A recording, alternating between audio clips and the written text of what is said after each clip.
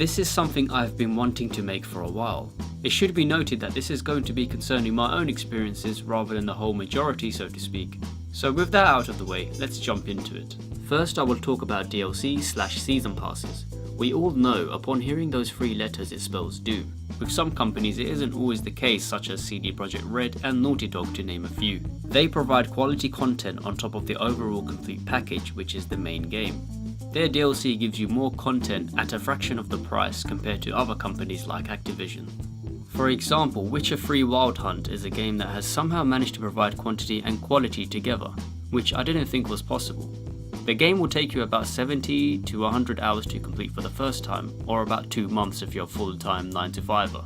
The cost of Witcher 3's DLC Season Pass is £20, which is cheap for a Season Pass. It comes with 2 expansions. One has 10 hours worth of content and the other has easily over 20 hours worth of content, which includes a huge new area to play in, including new missions, characters, enemy types, base building. Honestly, the list just goes on. But on the other end of the scale, we have DLC that's just absolutely ruining gaming. It's not even Call of Duty's DLC that has pissed me off as of late, it's Mortal Kombat X. With Call of Duty, it's to be expected that you would pay a premium price for their Season Pass, and I'll admit it, whenever zombies is involved, I go to buy the Season Pass. It's ludicrous to think that a few people's actions to boycott COD's Season Pass/DLC will make a difference.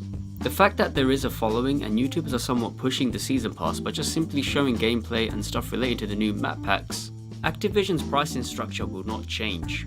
Not saying bend over and pay, but I'm just saying think long term. In the UK, it equates to about £80 for COD and the Season Pass, but to me, that game will last me for over a year maximum, and to be honest, not many games nowadays last you that long.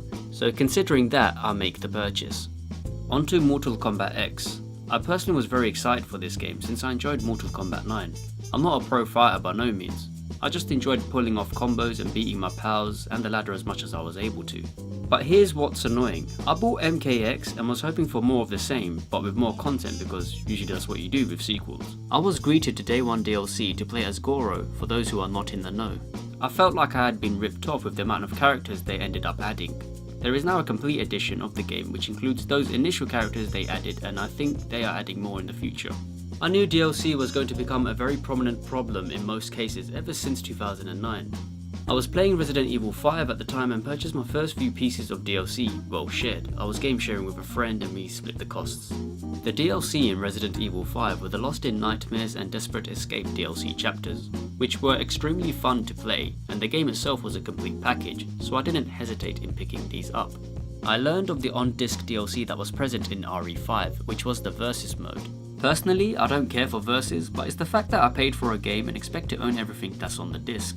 I think this is when Capcom was starting to go downhill, but no need to beat a dead horse. I just knew from here on in, DLC and microtransactions was going to be in a lot of games. There were microtransactions present in all the games I listed above, which were various skin packs, costume packs, etc. Pretty much cosmetic upgrades only at first, but with newer games, I will mention Advanced Warfare for this example, allowed you to buy supply crates, which often contained not only cosmetic pieces but also game-changing gear. Like new weapons or existing weapons, but with better attributes. It's absolutely stupid. I know you can earn these crates without paying, but by the time you even get lucky enough to get something half decent from the crate, a lot of other players will already have the best weapons in the game, whether they got really lucky or they paid an absurd amount of money to get those weapons. Still didn't even get the speakeasy, and I was a prestige master. I had experienced this type of microtransaction behaviour before. It was in The Last of Us, a game by Naughty Dog, where I experienced this, surprisingly. It was in the multiplayer portion of the game, which was a really good multiplayer, it has to be said. Keyword was. They absolutely ruined the multiplayer with microtransactions which included new weapons and perks, which was unfair. Meaning whoever purchased those weapons and perks were at an advantage. There are people that say it's balanced. I just want you to keep listening before going nuts. I cannot tell you how many times I would be in a game and the whole other team were using that semi-auto sniper DLC, which just absolutely wrecked the entire team. Before you comment, oh you're rubbish, I had a pretty stable KD of 2.40 something, which naturally went down as I played more games at a disadvantage. I understand that companies need to make money and the employees need to put food on the table, which is fine, but it's how you went about making money and pissing people off. I would have been fine if they created separate lobbies for people who have the micro DLC and those who don't, then I wouldn't have a problem.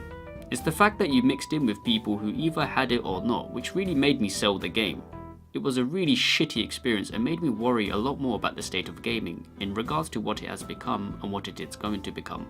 Naughty Dog is a company I respected highly in terms of the content it puts out, but that micro DLC, man, it really put chinks in what was otherwise a perfectly clean armor. Day 1 DLC is just a no-no. There has been an influx of games coming with either pre-order DLC or Day 1 DLC, which just boggles the mind. I miss the days when games were finished and you would pay for a complete package and they would add to it with good DLC like Witcher 3 or Fallout 4.